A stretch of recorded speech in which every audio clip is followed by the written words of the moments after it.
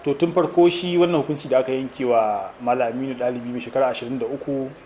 akan ya faɗi wata magana akan cewa ita mata shugaban ƙasa muna ganin akwai cin zarafi a ciki, duk da cewa shi ma ba shi da dalilin da zai kira ta da wannan magana ya ce ko ta ci kudin talaka ta yi kiba, tunda ba shi da hujjar ta yi sata misali, idan sata yake nufi kenan. Idan ya zama ya faɗi haka to wannan ka iya cewa ba daidai bane ba, amma kuma at the same time wannan bai ba ta dama ita kuma ta zo ta sa a kama shi a gaban a makaranta, a fita da shi daga wajen Jigawa, sannan kuma a je a dake shi a ɗaure shi a cikin gurin da ya wuce awa 24 ba. Tsarin mulkin Najeriya bai ba wa kowane mutum dama ya ɗaure wani mutum da ake zargin shi da laifi sama da awa 24 ba. Saboda haka a kaddara abin da Aminu ya yi laifi ne kuma ba daidai bane ba, abin da aka yi mishi ya fi girma a gaban doka fiye da abin da ake zargin sa da yi, because shi magana sai faɗa da baki, shi kuma yanzu an taɓa lafiyarsa da karatunsa don maganganun da ake yanzu haka an tura shi gidan yari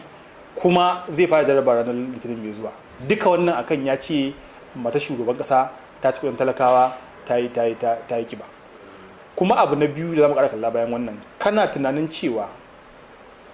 inda ni ko kai ko ke ko ku aka gaya wa irin wannan maganan za a ɗauki matakin doka mai tsauri akan irin wannan mutum?